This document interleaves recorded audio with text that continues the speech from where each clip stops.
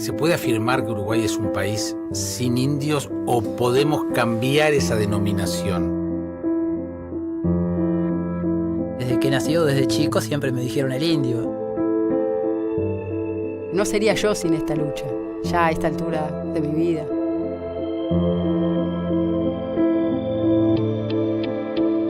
Si consideramos indio a aquel descendiente de indígenas, diría que un tercio de la población es indígena. El tema no es ni Rivera ni la historia.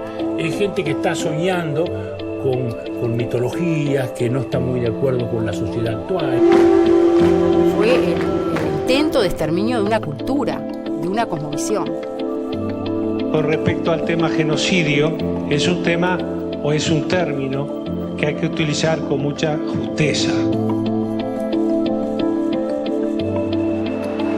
Para Guerrero aparece Godín, enorme quiche del capitán Charrúa.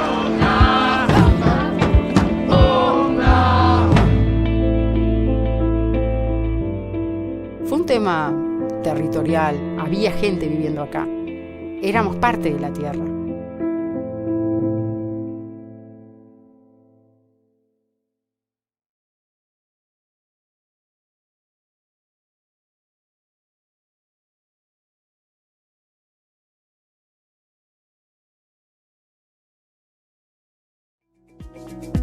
No hace tanto, hará 2, 3 meses acá en la televisión pública dábamos un abordaje al tema indígena. Hoy el abordaje es desde el arte, desde el cine. ¿Este es un país sin indios, sí o no? Bueno, eso es lo que se plantea este documental de Nicolás Soto y de Leo Rodríguez. Bienvenidos ambos. Muchas gracias. ¿Y por qué se les ocurrió empezar a trabajar en este tema tan polémico? En mi caso, empezamos como por caminos distintos y nos encontramos justo en el terreno con ellos. En mi caso, estaba buscando hacer un trabajo sobre la identidad uruguaya y me pareció bueno empezar por los primeros pobladores, que eran los indígenas. Y cuando me enteré del tema fue como, acá hay que hacer algo. Y bueno, me lo tomé un poco en serio y ahí me encontré con Nico.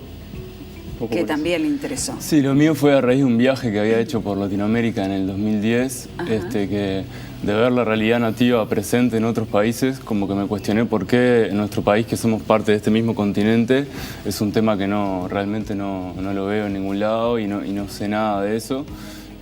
Y como que volví con esa inquietud y ahí empecé a investigar y en ese camino encontré también a Leo y los dos teníamos como las ganas de contar esa historia de alguna manera.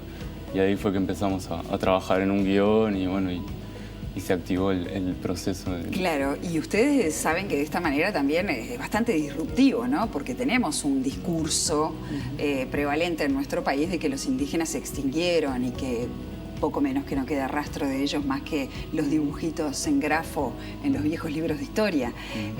Sin embargo, eso, bueno, la ciencia demostró que no, la antropología demostró que no y la genética demostró que no. Cuando nos enfrentamos a eso, nos enfrentamos a un cambio de perspectiva de nuestra sociedad, de nuestra composición.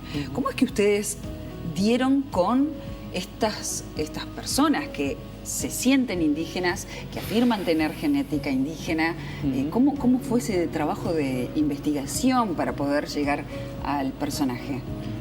Bueno, creo que ahí es importante destacar que, o sea, si no fuera por los colectivos indígenas que están llevando adelante esta lucha, nosotros tampoco tendríamos la gente con la cual poder trabajar y haber podido contar esta historia. Entonces, también nosotros nos acercamos al tema porque hay gente que está hace años en esa lucha de reivindicar sus raíces y a partir de ahí fue que también pudimos conocer a otras personas y empezar a contar desde ahí la historia también. Lo que me parece que es importante destacar es que la mayoría de los descendientes de este país no están hoy en día dentro de un movimiento de reivindicación porque directamente no son conscientes de ese linaje y de su propia historia y su propia identidad. Entonces es como un proceso que es lento y que nosotros con el documental de alguna manera queremos aportar a esa búsqueda